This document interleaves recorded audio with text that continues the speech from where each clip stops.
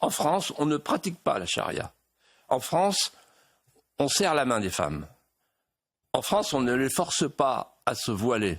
En France, on ne pratique pas la polygamie. En France, on ne porte pas des tenues du 7e siècle, les tenues du prophète. En France, on n'égorge pas les animaux sans les étourdir. En France, on ne mange pas du halal à la cantine. En France, on a le droit de changer de religion. En France, on a des clochers, pas des minarets. En France, on entend l'angélus, pas le muezzin. Voilà.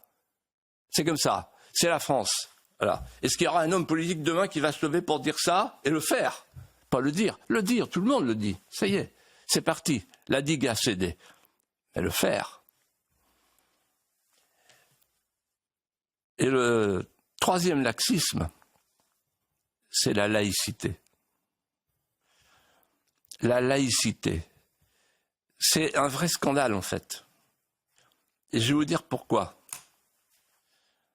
On a fait venir en France une nouvelle religion, qui n'est pas un christianisme oriental.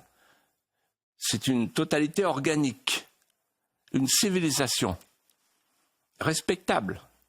Mais on l'a transposée, donc il faut l'accepter telle qu'elle est. Et on ne veut pas l'accepter telle qu'elle est. C'est-à-dire qu'il y a 7 millions de musulmans et on leur dit « Attendez, on va vous amputer de ce qui ne convient pas au laïcisme d'État, au nihilisme d'État, à ce qu'on appelle la laïcité. D'ailleurs, c'est l'arme qui a déjà servi en 1905 pour éradiquer le christianisme. On va vous faire la même chose. » Ben non, c'est pas possible.